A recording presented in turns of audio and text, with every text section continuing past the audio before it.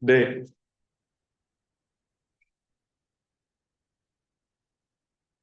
네, 주간 서브노트 강의죠. 화면 잘 보이시나요? 좀 후해 보이긴 하는데, 우선은 오늘은 소프트웨어하고 PM을 굉장히 양이 많아요. 굉장히 양이 많은데, 최대한 좀 간결하게 전체 흐름 관점을 좀 말씀드리고 할 예정이에요. 그래서 일부러 이걸 좀 꺼내놨어요.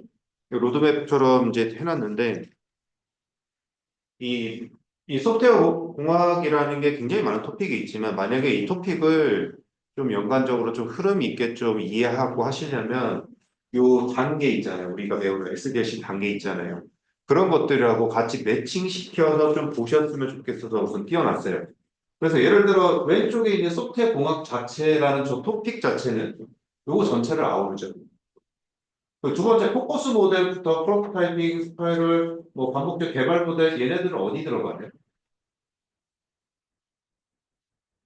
여기 있는 SDLC 요 개발 단계 프로세스에 연관이 있죠. 프로세스에. 네, 그렇죠? 그 이후에 있는 개발 방법론하고 우리가 아는 구정 객시 뭐 이렇게 하는 것들이 있죠. 구조적 정보적 객체 지향 나오고 그 다음에 CBD 나오고 그 다음에 어디로 가죠? 프로덕트 라인 쪽으로 넘어가고 막 DDD, BDD 뭐 이런 식으로 해서 그쪽으로 넘어가는 것들. 즉 어떻게 개발할 것인가 방법적으로 하는 것들이 이 개발 방법론들이 좀 있죠. 네. 어떻게 할 것인가. 그러고 그때 이제 개발을 하기 이제 들어갑니다. 이런 방법론 SDLC를 기반으로 왜? 이걸 언제 만들어요? 프로젝트 시작 전에. 언제? 보통 계획서 만들 때. 그렇죠? 저런 부분들을 좀 제안서 나왔고 제안서를 이제 작성할 때부터 제안서에 대한 그걸 작성할 때부터 이런 부분들이 언급이 되죠. 프로젝트 제안할 때.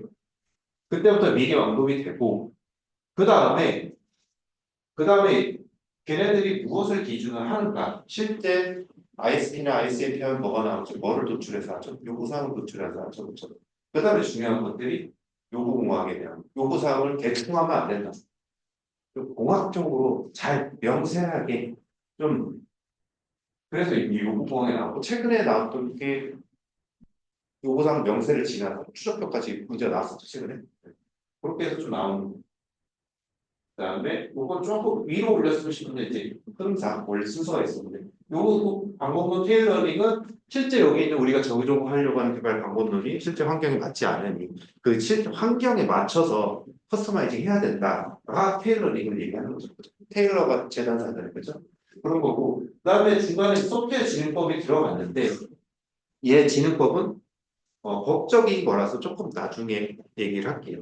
근데 그다음에 이제 됐어요. 이제 요구사항 받았어요. 요구사항이 됐고 이제 개발을 진행하려고요. 우리 SDLC도 구성했고 방법론 어떻게 할지도 방법론 정했어. 그다음에 뭘 해야 돼요? 전체 뼈대를 만들어줘요. 어떻게 구성할지 뼈대를 만들 때 그걸 아키텍처로 얘기하고 또 아키텍처를 잘 만들어야 되는데 그거를 아키텍처를 어떻게 잘 만들죠? 뭐 표준도 있고 뭐도 있고 기존에 거 갖다 쓰기도 하고 그렇죠. 그래서 뭘 해요? 아키텍처 스타일 또는 아키텍처 패턴 막 이런 거 갖다 쓰기도 하고 그 다음에 걔가 잘 됐는지 안 됐는지 평가하려면 어떻게 해야 돼요 우리? 이거 조금 더 들어가면 품질 속성 갖다가 얘를 평가하기도 하죠. 유틸리티라든가 그걸 가지고 그래서 평가한다. 담 시간만 해서 막 나와잖아요. 그죠? 그 평가를 막 해요. 그 다음에 이걸 가지고 실제 적용하고 하는 형태로 가는 거죠. 여기까지 이제 아키텍처 뼈대까지 만들었어요. 그 다음에 요거는 이제 최근에 나온 MSE 관련해서 MSE 가장 중간에 뭐가 있어요? API 게이트웨이가 확 나눠주잖아요. 그죠? 마이크로 서비스 사이로 여기까지가 아키텍처예요. 아키텍처를 만들었어요. 그 다음 뭘 해야 되죠? 설계 들어가야 되죠. 설계.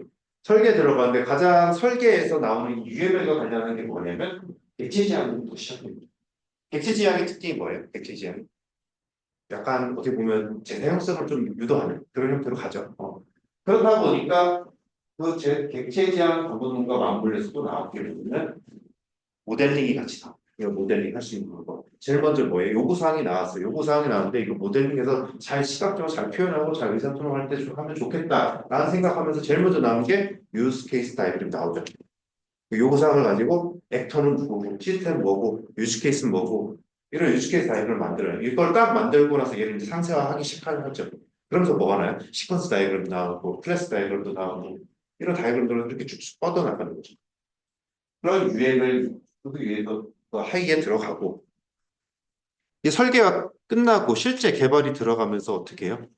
우리는 뭘 갖다 쓰죠? 실제 개발 구축 들어갈 때 저 위로 올라가는데 디자인 패턴 같은 거 사용하죠. 실제 생구행에서 생성형은 어떻게 할 거냐? 구형, 행위, 패턴 이 패턴들을 어떻게 적용할 것인가 라는 식으로 실제 개발이 들어갑니다. 자, 여기까지 들어가고요. 그리고 잠깐 다른 얘기가 있는데 얘는 따로 말씀드리고 그럼 실제 분석 설계 코딩까지 갔다고 보시면 돼 지금. 그래서 분석은 뭐였어요? 아까 요구공학 얘기했죠. 설계는 어떻게 했어요? 설계. 요 사이에 아키텍처도 들어갔지만 설계할 때는 또 뭐였죠? 아까 봤던 UML 같은 거 그런 얘기 나왔고 코딩할 때 디자인 패턴 얘기 나왔죠. 요 단계랑 매칭시켜서 본인 머릿속에 흐름을 만드셨으면 좋겠어서 계속 말씀드리는 거고요. 그 다음에 뭐예요? 우리는 테스트를 하죠. 테스트 엄청 많잖아요. 여기까지가 테스트. 하지만 이거는 파트 1이에요. 파트 2에 더 있어요. 네. 그 다음에 최근에 나온 게 어떤 게 나왔죠? AI 테스트. 요즘 이슈는 AI 테스트죠. 거기까지 좀 이어져 있는 것들 테스트. 그래서 테스트도 보면 유형을 제일 먼저 나눠버리고 그 다음에 테스트의 원리만 배우잖아요. 그런 거 배우고 그 다음에 블랙박스, 화이트박스를 기본적으로 다. 그리고 여기 또 배우다 보면 뭐예요? 우리는 2919 같은 거 테스트 표준 거기에 대한 거 나오고 이 테스트 표준에도 뭐가 나왔어요? AI 테스트에 대한 것도 나왔죠. 2919에서 다시 11 해서 새로 나왔어요. 그 다음에 뭐예요? 릴리즈.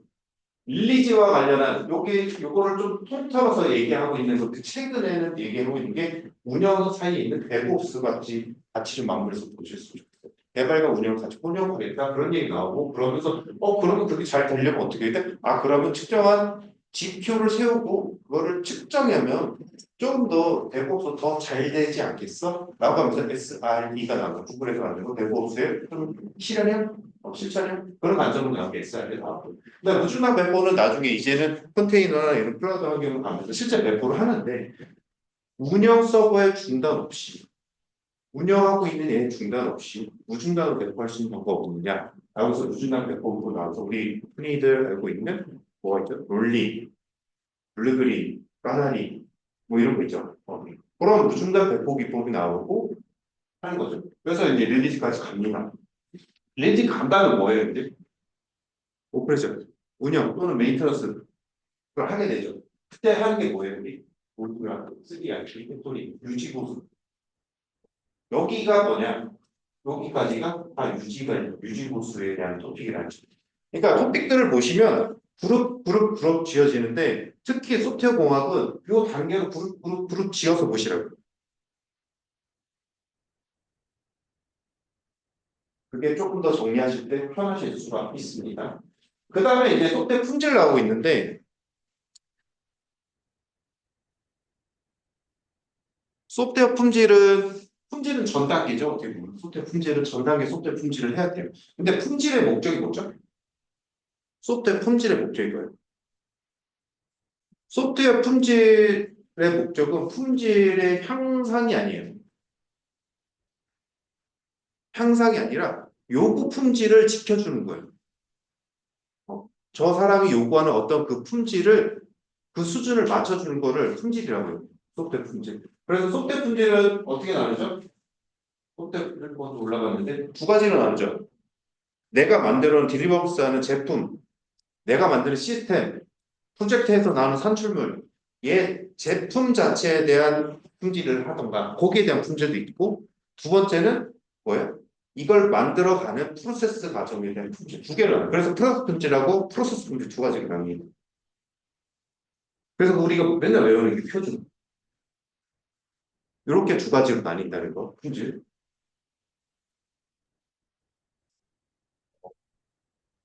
그다음에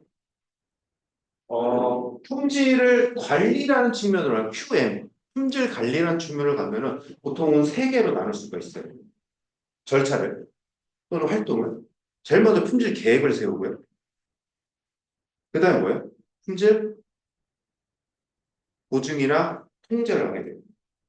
또는 품질 활동이라고 하죠. 품질 관리. 네. 품질 관리에서 그때 이런 것들, 공용부터 같은 거는 뭐 어떤 일이에요? 품질 보증 활동 어떻게 돼요? 그 다음에 OSS는 넘어갈게요. 그 다음에 이제 이 부분은 뭐냐면 소프트웨어의 안전성. 소프트웨어가 이제 어디에 들어가 있어요? 자율주행차, 로봇. 근데 실생활에 인간한테 피해를 줄 수 있는 리스크가 있는 형태대로 소프트웨어가 많이 사용되고 있으니 인간한테 침해를 줄 수 있다. 그래서 이 리스크를 없애는 활동들을 해야 되는데 그때 활용되는 것들이 이거예요. FTA 모여서 해서 소프트웨어 안전성이라고 해요. 그 부분들이 같이 좀 이 사이에 들어가 있는 거죠. 저런 것들이. 그 다음에 나서 뭐예요? 요게 프로젝트가 끝날 때마다 우리는 이게 잘 됐는지 안 됐는지 보통 3단계 하면 요 설정 과제를 요거 분석하고 설계하고 종료 단계 뭐를 들어가요? 감리를 들어가죠. 감리 들어가서 뭐예요? 요구사항 추적표나 막 이런 거 보면서 다 품질적으로 다 잘 되는지 수출을 잘 됐는지 안 됐는지 다 점검해서 거기에 대한 현장감이 들어와서 어떻게 해요? 감리 결과 보고서인가? 그런 걸 만들어내죠. 그러면은 그거에 대해서 어떻게 하죠? 시정조치 요구를 하고 시정조치가 다 됐으면 시정조치 확인 보고서 같은 걸 만들어내는 게 보다 감리. 근데 감리의 가장 기본은 요 뭐를 따라가죠? 사업 영역은 요 SDLC를 가장 기본으로 따져서 이걸 가지고 뭘 만들었어요? 감리 프레임워크라는 걸 만들었죠. 그래서 요거를 알아주시는데 예전에는 감리 프레임워크와 관련된 문제가 대부분 뭐가 나왔냐면 소프트웨어 개발, SD와 관련한 부분 나왔어요. 근데 요즘에는 약장법으로 좀 나오기 시작해요. 이제 내다 할 수 없으니까 이제 유지보수, 종료 시점 나오고 이런 식으로 해서 감리 문제가 추가적으로 좀 더 나오고 있어요. 그래서 결론은 빨리 그렇게 가셔야 되고요. 그 다음에 이제 산출을 하면 감리 산출 3대가 있죠. 근데 좀 마치 올라가는 것처럼 이렇게 보시면 되거든요.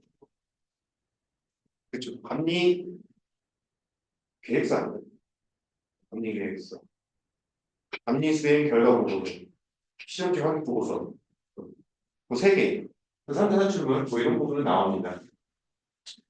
그 다음에 요거는 좀 원래는 이 비용 산정은 요 SD 개발 전, 그 다음에 요 설계 단계, 또 실제 요 구현 단계 중간에서 또는 오히려 이제 운영 단계에서까지도 할 수 있는 것들이 소프트웨어 비용 산정이 되는데 이 결론적으로 얘기하면 이걸 약간 공공정책과 요즘에 나온 거랑 매칭을 시키면 대가 산정이라고 좀 보시면 될 것 같아요.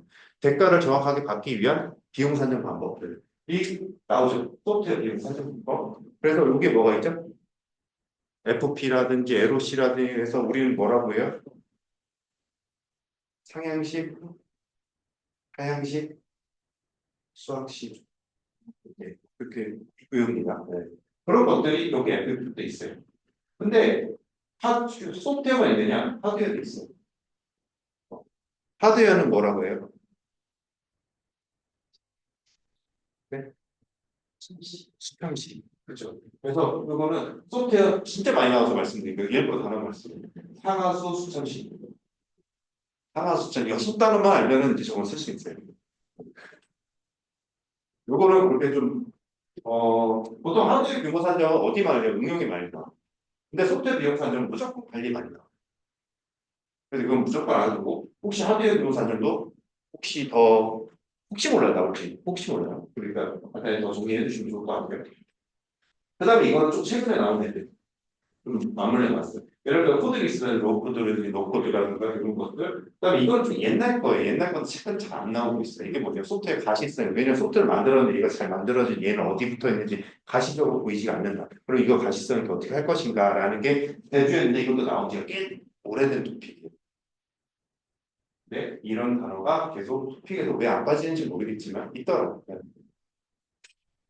그다음에 최근에가 아니라 원래부터 있던 게 뭐냐면 소프트웨어 영향 평가제 공공에서 어떤 프로젝트를 새로운 걸 만들어냈는데 그게 중소생태계에 영향을 주면 안 돼. 예를 들어 공공에서 수업 뭐 사업 발전마다 뭔가를 하나 만들었는데 그걸 무료로 막 풀어버리면 기존에 그쪽 사업체를 맡고 있던 중소기업들 어떻게 되겠어요? 매출이 떨어질 거 죽잖아요. 그걸 방지하기 위해서 뭐라고 해요? 영양평가제를 합니다. 언제? 실제 사업 전에. 그래서 얘가 예산을 받고 그런 하기 전에 미리 사업 평가를 받을 때는 소프트 영양평가제 이거 평가 결과를 첨부해야 돼요. 영양평가를 하게 되고. 그다음에 S범은 소프트웨어 공인의 비록 머티리얼에서 명세서죠, 명세서. 실제 이거죠. 이 안에 소프트웨어나 제품은 뭐라고 해요? 하드웨어는 H범이라고 하드웨어 비록 머티리얼 H범이라고 얘기하는데 이 안에 보면 이걸 보면 제 핸드폰을 꺼냈지만 이 안에 기판도 들어가 있고 카메라 모듈도 있고요. 이거 안에 하이로 이렇게 트리 형태에서 실제로 보면 이 안에 들은 자재 명세들이 어떤 트리 형태로 구성돼서 얘의 완제품이 되는 거잖아요. 그런 것처럼 소프트웨어도 그런 형태의 완제품 형태로 구성되어 있는데 그거에 대한 전체 명세서를 갖고 있어야 된다. 왜? 어디서 얘가 문제가 생길지 모른다. 왜? 요즘에 우리 오픈소스도 많이 쓰고 타 솔루션도 막 갖다 붙여 쓰기도 하는데 어떤 게 어떤 취약점을 갖고 있는데 어떤 취약점 때문에 내 거에 영향을 미칠지 모른다. 즉 소프트웨어 자체 또는 공급망 자체에 대한 소프트웨어 공급망 자체에 대한 피해를 어디서 봐야 볼지 모르니 이걸 다 모두 다 명세해서 문제된 걸 미리 파악하자라는 게 S보험이 나와요. 특히나 S보험이 이슈가 된 이유가 뭐냐면 그 코로나 시대면 사람들이 어디 못 가잖아요. 그래서 그런 상황에서 막 이렇게 재택근무, 원격근무 막 하다 보니까 그거에 대한 그 공격 취약점 또는 원격 근무하면서 재택에서 하다 보니까 그 취약점들 또는 VP나 막 이런 거 취약점 처음 들어가서 제조업에 딱 들어가 세팅해서 들어가고 그 제조업에 들어가서 뭔가 내용을 딱 찾고 그 파트너가 또 다른 공급망까지 정보를 획득하거나 영향을 줄 수 있는 형태로 가는 거를 뭐라고 해요? 공급망 공격이라고. 그런 것들이 좀 더 많아졌어요. 그 시대 때는. 그래서 그때부터 그럼 이런 공급망 공격을 대항하기 위해서 어떻게 되냐? 이 기업이 그 많은 소프트웨어를 많이 사용하고 있는데 이것들에 대해서 이게 나한테 피해가 오는지 안 오는지 파트너에서 오는지 안 오는지 이거 어떻게 할 거야? 그쪽에 어떤 예를 들어 저 아도베라고 할게요. 아도베 쓰는 거가 있는데 아도be 솔루션 우리가 쓰는데 저기서 패치할 때 그 패치를 만드는 회사가 따로 있어. 아도be 회사가 따로 있을 거잖아요. 우리는 사용자지만 그 회사 내에서 이렇게 개발한 사람이 있어. 그 개발한 사람이 컴퓨터가 있어. 그 컴퓨터 누가 해킹해서 악성 코드를 남겼을지 어떻게 알아? 그거를 그대로 패치한 그 내역서에 통해 우리에서 들어올지 모른다는 거예요. 그렇죠? 그런 것들이 다 심어져 들어오니 그거를 다 관리를 하면 좋겠다라고 해서 나온 게 S5이라는 거죠. 결론적으로 하면 공급망 공개 피해인데 소프트웨어 업데이트문이나 업데이트 패치 막 이런 거 앞서부터 심어주는 것부터 시작했다고 보시면 돼요. 그리고 에자일은 넘어갈게요. 하나의 방법 논점은 되니까. 그다음에 코드리스는 로코드라고 보시면 돼요. 그다음에 레스풀은 저기 레스트 API 그걸 말씀드리는 거고 그다음에 BMT BMT는 성능 평가심이죠. BMT의 특징이 뭐죠? 동종 제품 간 경쟁을 시켜서 어떤 게 더 성능이 좋은지 판단하려고 그래요. 어디서? 공공이나 이런 데서. 배달 좀 시켰죠. 이건 관찰성 어떤 품질 특성에 대한 부분이라서 좀 넘어갈게요. 새로 나와. 이 부분 좀 추가적으로 이제 최근 모의고사나 학습 이런 부분들은 추가적으로 나온 내용이 있어서 좀 추가를 시켰고요. 이건 일단은 가장 기본이 결론 다 보셨으면 좋겠다. 네. 그렇게 해서 봐주시면 될 것 같아요. 다시 한번 말씀드리지만 이 SDLC 단계랑 같이 좀 소프트웨어 공학을 같이 보셔야 되고 흐름을 보셔야 돼요. 그리고 이따가 마지막 최근에 이제 소프트웨어 진흥법과 관련한 여러 가지 이제 가이드 방향치되고 뭐 여러 가지 나왔지만 그건 이따가 진흥법 좀 말씀드리면서 할게요. 그리고 이제 감리 쪽이 나옵니다. 감리.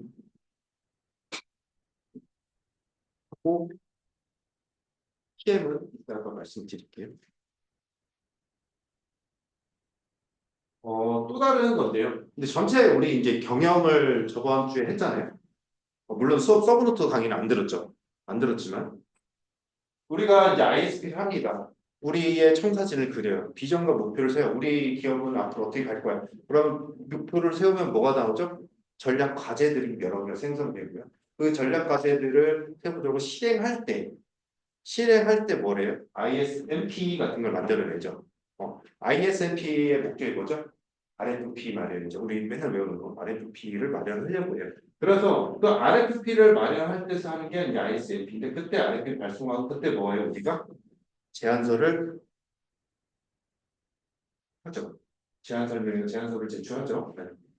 그때 제출할 때 우리가 아까 뭐 한다고 했어요? 우리 방법론은 뭘 쓸 거고 개발 단계는 어떻게 할 거고 전체 스코프는 어떻게 할 거고 니네 요구사항이 이럴 때 이렇게 맞춰줄 거고 뭐 이런 내용을 다 쓰죠. 그죠? 그걸 다 해서 평가를 하고 고등학생 대상대에서 가격 평가하고 그때 우리는 뭐 하러 갑니까? 공공이 되는 거 하면 기숙사를 따면 뭐 하러 가요? 평가하러 가시면 돼요. 자주 와요. 그래서 하고 실제 이 프로젝트가 진행이 되죠. 근데 프로젝트가 진행이 되는데 그때 우리가 이제 지원해 주는 게 뭐예요? 프로젝트 관리랑 PM 활동을 하게 되죠. 프로젝트 매니지먼트를 하게 되죠. 그렇죠? 여기는 유지보수 쪽이가 넘어가고요. 그래서 PM을 하게 되는데 PM은 기본적으로 저희 6판 지금 최근에 7판까지 나왔죠. 7판까지 나왔죠. 6판을 가장 기본으로 좀 설명을 드리고 있고 그 가장 기본으로 되는 게 우리는 프로세스에 대한 단계가 있죠. 우리 그룹이라고 프로세스 그룹이라고 해요. 착계 실통종이라는 프로세스 그룹이죠. 착수 프로젝트 착수를 먼저 하고 그다음에 뭐예요? 계획서를 만들어요. 그다음에 실행 실제 실행하고 또 감시 및 통제하고 마지막에는 종료하고 나오죠. 그런 것들 나오는데 거기에 대한 그 지식명령 10가지 지식명령이 있는데 거기에 대한 내용들이 쭉 있어요. 그래서 제일 먼저 그 통합관리부터 시작해서 범위관리, 일정관리, 원가관리부터 쭉 배우는 것들이 있고 그 사이사이 들어가는 일정은 어떻게 해야 되고 일정 기한은 어떻게 되고 또 품질은 어떻게 관리해야 되고 또 갈등은 어떻게 되고 이해관계자는 어떻게 하고 리스크 관리는 또 어떻게 하는지 그런 내용들이 좀 같이 좀 맞물려 있어요. 그리고 하이에는 원래는 이게 여기랑 좀 같이 나왔는데 좀 소프트웨어랑 같이 보셔도 되고 애자일과 관련한 내용들 좀 몇 가지 더 추가돼 있어요. 이렇게 서브노트는 구성돼 있다를 좀 먼저 말씀드리고 싶었어요.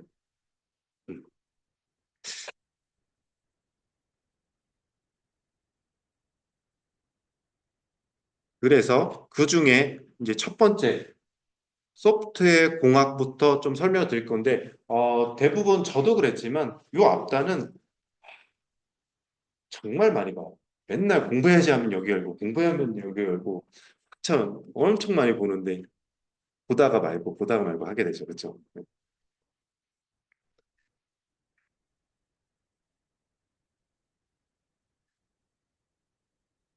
지금부터 처음부터 좀 말씀을 드릴 건데 그래서 이 앞단은 딱히 드릴 말씀이 없어요. 뭐 뻔한 애들이에요. 뻔한 애들. 얘가 문제를 좀 보시면 좋은데 가끔 이런 문제가 나와요. 소프트웨어 공학이 다루는 주제. 좋은 소프트웨어라는 이런 문제들이 나와요. 그때 항상 나오는 거 소프트웨어 공학이 왜 필요했는가를 같이 언급하면서 시작하거든요. 공학적 접근이 왜 필요한가? 왜 엔지니어링한 접근이 필요한가? 소프트웨어 개발할 때? 왜? 이유도 정말 많아요. 이게 정말 많은데 제일 먼저 저는 본인만 생각하는 거 다르겠지만 저는 최소 두 가지는 들어가 있어요. 비가시성, 보여지지 않는 복잡성. 소프트웨어 자체의 특성이 뭐죠? 비가시성, 복잡성. 얘는 계속 따라가는 거예요. 이래서 어떤 단어가 나옵니까? 소프트웨어가 맨 처음에 있는 거예요. 소프트웨어 위기라는 거. 왜? 안 보이니까 눈에 안 보이니까 이게 잘 동작하는지 잘 굴러가고 있는지 잘 개발하고 있는지 결론은 어떤지 잘 안 돼. 확인이 안 되니까 위기란 말이 나오고요. 그래서 그 위기를 극복하기 위해서 나오는 게 뭐다? 소프트웨어 공학이고 거기에 대한 접근 방법하고 품질 보증 뭐 자동화 도구 뭐 이런 거 얘기하는데 결론적으로 얘기하면 우리는 이걸 외우죠. 방패도 부르죠. 공학적 접근을 하기 위해서는 우선 개발 방법을 어떻게 할지 도구, 툴 뭐 쓸 건데? 자동화 툴 쓸 거야? 테스트 자동화 툴 쓸 거야? 이런 것들. 프로세스 어떻게 가져갈 건데? 너 그다음에 이거 접근 방법, 스타일 뭐 이런 거 어떻게 가져갈 때 하면서 네 가지 주제로 얘기를 하고 있다. 예요. 그래서 요 공학에 대한 필요성 부분, 요 부분은 대부분 다 알고 계시고 대부분 아는 내용이에요. 그러면 우리가 실제 이런 비슷한 류의 소프트웨어 공학에서 좋은 소프트웨어란 아니 소프트웨어 공학의 필요성이란 왜 도입됐는데 이걸 쓰려면 우리가 외워야 될 게 뭐냐? 몇 가지는 정리해놔야 된다. 그게 뭐냐? 좀 전에 말씀드린 게 요 토픽에서 두 개, 최소 두세 개, 비가시성, 복잡성, 위기, 소프트웨어 공학 요 흐름만 좀 정리해 두셨으면 좋겠어요. 흐름. 나중에 저 두 가지 내용 외에 더 추가하셔도 되는데 이 흐름만 갖고 계셔야 돼요.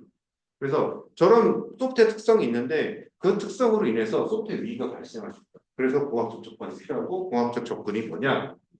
요거 나중에. 그러니까 복잡하게 보시지 말고 요 토픽에서 외워야 될 거는 문제점, 소프트웨어 특성, 그래서 소프트웨어 위기, 그래서 공학의 발전에 도출됐고 주제는 이거다. 여기까지만 정리해 주시면은 이 문제는 뭐 끝이에요.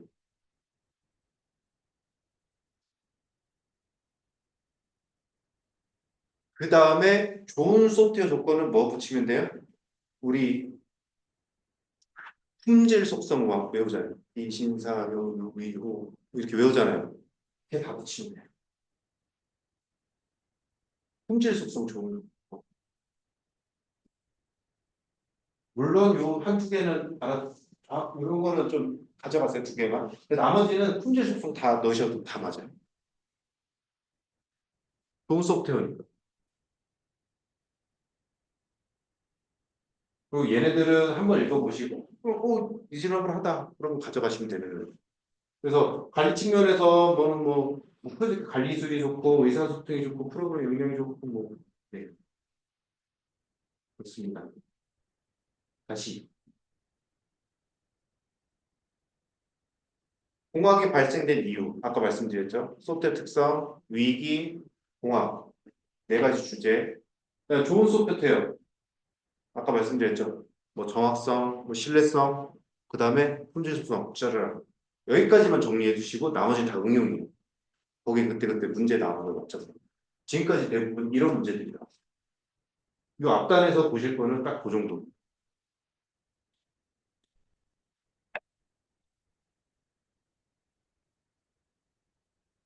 그 다음에 여기 그 서브노트에 좀 갱신하면서 이제 이런 것들이 들어가 있는데 다 똑같은 얘기, 다 똑같은 얘기. 잘 보세요. 여기에 보면 공통된 게 다 있어요. 근데 똑같은 거 왜 또 넣냐?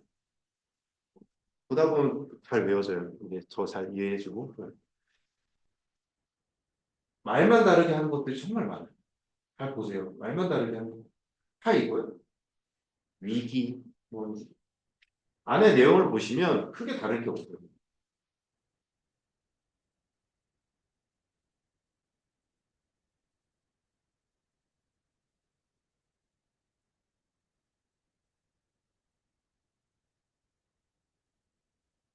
요거는 좀 봐두시면 좋겠는데 소프트웨어 자체 설계. 우리 객체지향 설계 원칙이 있잖아요. 또는 객체지향의 특성 뭐 이런 거 있는데 그거 말고 그냥 소프트웨어 자체에 대한 거. 소프트웨어 설계 자체에 대한 거를 유형을 두 개로 나눌 수 있는데 첫 번째는 상위 설계, 하위 설계로 나눌 수 있다. 상위 설계는 뭐예요? 상단에서 하니까 아키텍처 만들고 데이터 설계하고 인터페이스 정리하고 사용자 인터페이스 정리하고 하위 설계는 뭐예요? 좀 더 그 하위에 있는 모듈, 자료 구조, 알고리즘, 실제 개발에 들어간 거. 별로 그냥 저렇게 나누더라. 상위 설계, 하위 설계를 나누더라. 만 가져가시면 돼요. 그러니까 제가 그 상세 내용보다는 요 상위적인 내용을 말씀드린 거거든요. 실제 읽으시는 분들이 제일 잘 이해를 해요. 읽어야지 이해되거든요. 그러면 우리가 보는 건 뭐냐? 우리가 단순하게 정리하고 넘어가야 되는데 그게 뭐냐? 아, 상위 설계, 하위 설계 나눈다. 소프트웨어 설계 자체를. 두 번째, 설계 원리가 있대. 요거는 객체 지향 설계 원리랑 달라요. 소프트웨어 설계 원리예요. 소프트웨어 자체에 대한 설계 원리예요. 그래서 우리는 보통은 네 가지 정도 외웁니다. 저 같은 경우는 추정 담모라고 해요. 거기다 하나 더 넣으면 분할과 정복인데 분할과 정복은 모든 설계 원리의 가장 기본이에요. 분할하고 반대로 합치는 거, 정복 합치는 거. 요거는 가장 기본이에요. 근데 이거를 추정 담모 이렇게 좀 얘기합니다. 모든 소프트웨어 설계 자체의 원리예요. 그래서 추상화한다. 다른 내용이죠. 추상화하는 거. 그렇죠? 좀 더 추상화해서 관리하는 거. 정보 원리 이것도 많이 봤죠. 어디서 많이 봤어요? 객체지향 특성에서 많이 봤죠. 그런 거 갖고 있고 작은 단위로 구체화하는 거 단계적 분해 또는 모듈화 이거 자체를 뭐라고 했냐? 소프트웨어 설계 원리라고 얘기하고 있다.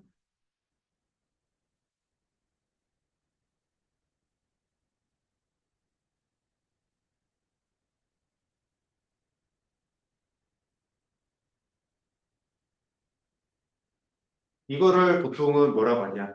전통적인 소프트웨어 설계 원리 가장 아니면 그냥 소프트웨어 설계 원리라고 얘기하고 있고 추정 단모만 외우시면 되고 그 다음에 아까 소프트웨어 설계는 유형이 어떻게 나뉘어 있어요? 상위 설계, 하위 설계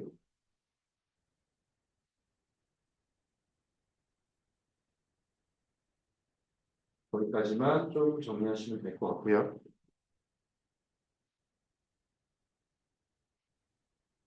여기까지가 이제 약간 아까 말씀드린 소프트웨어 공학이 왜 필요한지, 좋은 소프트웨어는 뭔지, 소프트웨어 설계는 어떻게 하는지라고 하는 그냥 소프트웨어 자체, 가장 기본적인 상위 레벨에 대한 내용들까지. 이제 조금씩 이제 SDLC도 나오고 이제 방법론도 나오고 할 거예요. 그래서 첫 번째로 나오는 게 우리 제일 먼저 보는 거 워터폴 모델이 나오죠. 얘는 워터폴은 이때도 나왔어요. 131회.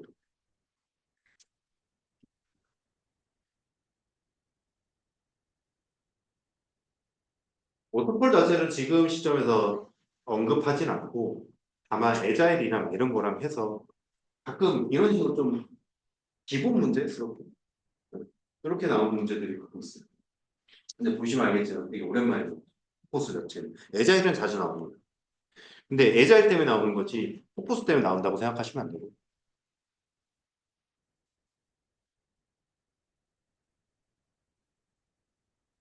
자 포커스는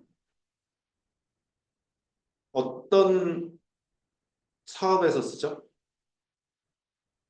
제일 먼저 잘 아는 거 해봤던 거 내가 잘 알아 그쪽에 해봤던 거 그러니까 어떤 경험이 있어 또는 그건 좀 간단해 기술 위험도 적어 그런 것들 즉 요구 사항이 명확하거나 단계적으로 진행해도 되는 거 왜 이유가 뭐죠? 얘는 단계가 끝날 때마다 그 단계가 끝나면 얘 단계 끝났어라고 점을 탁 찍어야 되네요 다시 되돌아가지 않는 애요 웬만한 피드백이 없어 그렇기 때문에 얘네들은 특징이 뭐예요? 단계 다 끝내고 가기 때문에 웬만하면 아는 거 다시 수정할 일이 거의 없는 거 그래서 포커스 모델은 이렇게 내려오죠. 순차적으로 진행되고 단계적으로 가고 체계적으로 문서도 갖게 되고 뭐 그렇습니다. 그렇기 때문에 오류 동기가 좀 시작하죠. 변화가 적은 프로젝트 이런 데 쓰게 되는 거 워터풀 모델이라고 해요. 그래서 이제 이런 것들의 특징이 뭐예요? 산출물이 단계가 끝날 때마다 개발 끝내고 산출물 작성하고 개발 뭐 설계 끝내고 산출물 작성하고 뭐 이런 느낌으로 계속 가는 게 이제 포커스 모델이다. 그 다음에 나온 게 뭐예요?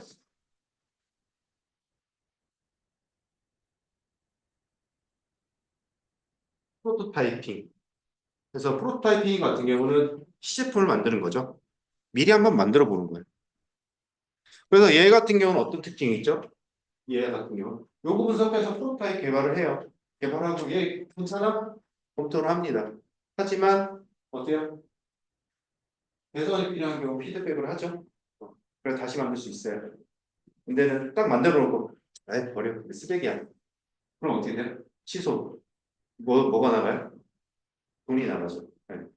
그런 문제가 가장 큰 거예요. 실효성 미비라고 하는데 이게 가장 큰 리스크입니다. 단점. 이렇게 개발하는 요거를 뭐라고 한다고요? 개발 방법론인가요? SDLC인가요? SDLC죠. 이렇게 흘러가는 프로세스를 얘기하는 거예요, 지금. 네. 얘는 또 나누기도 해요. 뭐, 로 피델리티냐, 뭐, 하이냐, 뭐, 나누는데, 뭐, 간단히 한번 봐두세요. 그 다음에 이제 나선형이라는 게 나옵니다. 나선형의 특징이 뭐예요? 나선형 하면 이 단어가 꼭 나와야 된다. 위험이 꼭 나와줘야 돼요. 위험. 나선형. 왜 검토하면서 동글동글 달팽이처럼 가느냐? 계속 검토해야 되거든. 위험해? 안 위험해? 그 위험하다라는 얘기는 뭐예요? 대규모 프로젝트이거나 어, 좀 뭔가 이슈가 생기면 안 되는 거. 잘 만들어야 되는 것들. 또는 단위가 커. 그런 것들 같은 경우는 이제 나선형 모델에서 우리 만들죠. 계위계고라고 해서 이 평가까지 개발 평가 계획하고 위험 분석하고 개발하고 평가하는 이런 형태로 되는 거. 네, 여기까지도 넘어갈게요. 그래서 어디에 적합하다? 대규모 위험 부담이 큰데. 다 아시는 거겠지만 한번 적고 나오 하는 거니까. 그 다음에 이제 레이드, 예전에 기본 레이드 문제가 나왔고, 레이드 개발 형태가 나왔고, 레이드가 뭐예요? 빠르게 개발 범위를 하는데 빠르게인데 빠르게보다 가장 큰 애자일스러운 그 가장 큰 특징 단어를 딱 하나 꼽자면 점진적인 거, 점진적이라는 단어. 그것만 알고 계시면 될 것 같아요.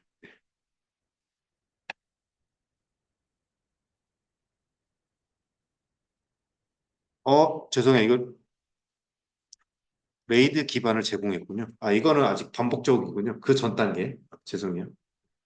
전 단계. 반복적 개발 모델 같은 경우는 두 개로 나누죠. 증분형하고 진화형으로 나누죠. 네. 증분형 같은 경우는 어떻게 돼요? 증분형.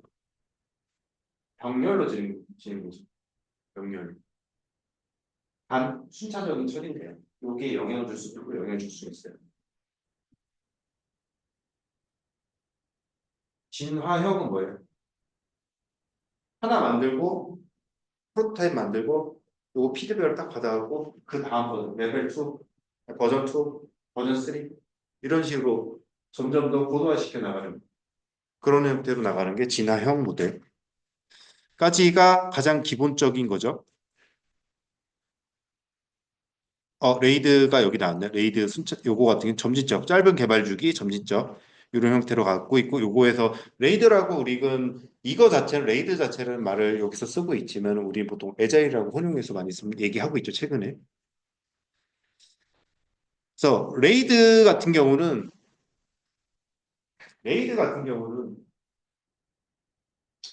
만약에 안 나오겠지만 만약에 나온다 그러면은 요 단어가 꼭 나와줘야 돼요. 조인트가 꼭 나와줘요. 조인트. 같이 플래닝하고 같이 개발하고 그 느낌이 같이 나오고 그러고 코드도 하는.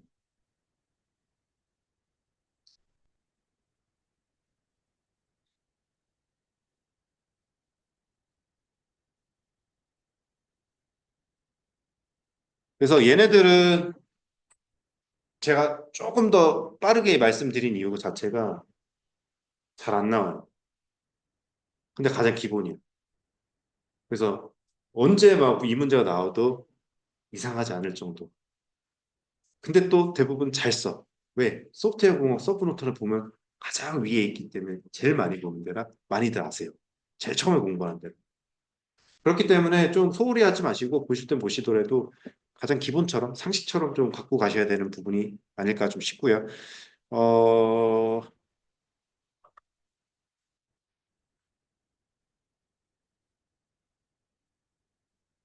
특히 레이드 할 때는 그런 단어 많이 썼거든요. JIT 같은 단어 많이 썼거든요. Just in time이라던가 적시 제공 막 이런 거. 그다음에 투가 이거 레이드나 이제 에자일에 대해서 두 번째 특징은 빠른 개발, 세 번째 특징은 뭐죠? 참여죠. 사용자 참여.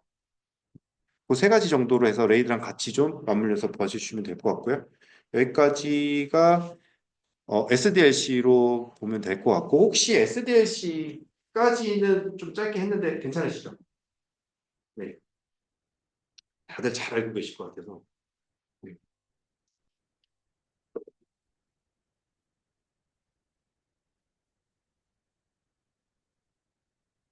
이제 아까 SDLC는 소프트웨어를 개발해 나가는 어떤 프로세스 단계라고 말씀드렸고, 이제부터는 어떻게라는 게 좀 나옵니다. 여기서 뭐 개발 방법론이 나와. 개발 방법론. 얘는 간단합니다. 제일 먼저 우리 옛날 시대부터 들어가죠. 구조적으로 나오죠. 얘는 또는 뭐라고 해야 돼요? 절차 지향이라고 얘기하죠. 그래서 얘는 특징이 어떻게 되죠? 한 프로그램을 한 파일 안에 다 만드는 느낌. 옛날 씌워놓은 느낌. 그래서 얘를 만들다 보면 어떻게 돼요? 이렇게. 그냥 이거 만들어줘 하면 이거 만들고, 여기서 갑자기 야 이거 다 만들었는데 이거 앞 표지만 좀 바꿨으면 좋겠어. 그러면 새로운 걸 만들어줘. 똑같이 하나 더 만들고. 얘에서 조금만 더 바뀌었으면 또 하나 만들고. 분명히 이 내부적으로 보면 얘 자체가 중복적인 내용이 있을 텐데 그 중복적인 거를 따로 빼서 모듈하거나 할 생각은 전혀 없고 따로 만들 생각은 없고 그냥 카피해서 새로 만들고 카피해서 새로 만들고 카피해서 새로 만들고 카피해서 새로 만들고 그리고 뭔가 모듈화된 것도 없어. 절차적으로 막 만들었어. 결국에는 자원 낭비, 돈 낭비. 나중에는 뭐 바뀌었어. 데이터 표준화하고 싶은데 뭔가 표준화를 바꾸고 싶어. 못 바꿔. 그 변경 영역이 엄청 많아지는 거죠. 만약에. 그런 부분들이 있었어요. 즉 복잡성이 굉장히 커진단 말이에요. 점점 프로그램들이 많아지고 복잡성이 높아져요. 그러다 보니까 뭐가 났어요? 야 이거 이러면 안 되겠는데? 그냥 니네 프로그램 따로따로 놀지 말고 좀 정보공학 데이터를 좀 기반을 해보자. 우리 회사의 데이터가 이만큼 있는데 우리 데이터 특징을 좀 삼아갖고 이걸 기준으로 좀 개발하면 안 될까?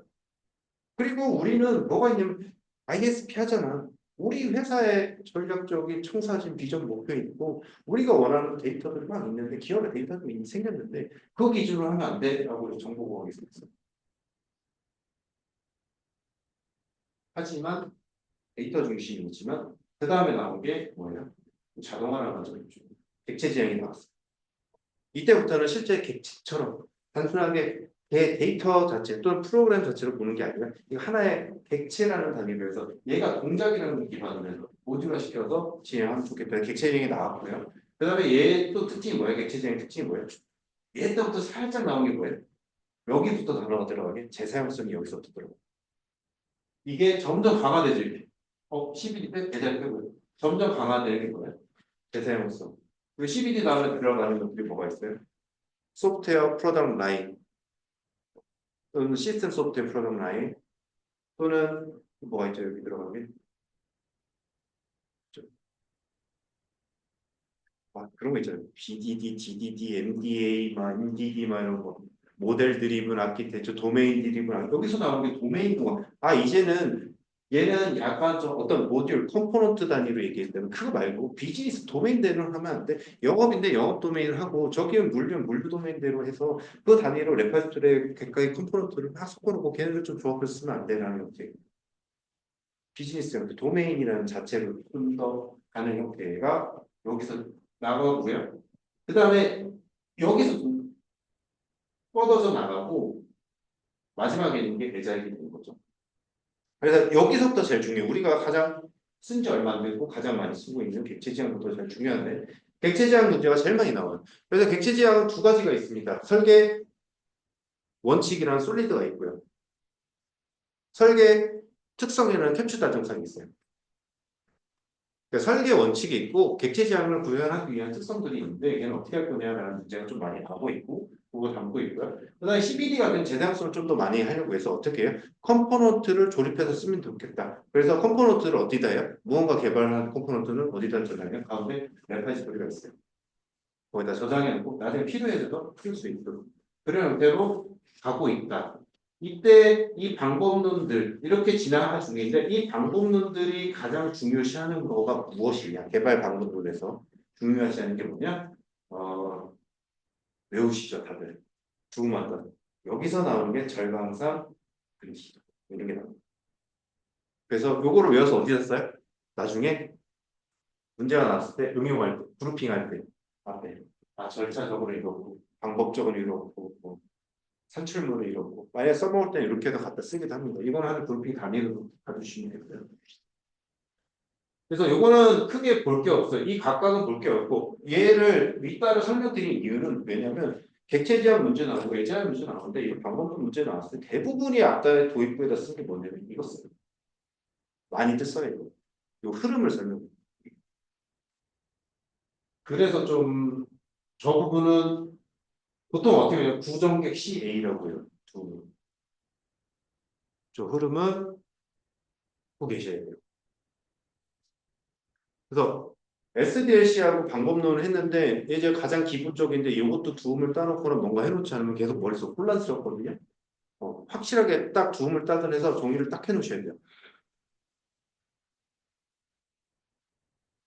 그래서 여기 방법론에 참고가 있는데요.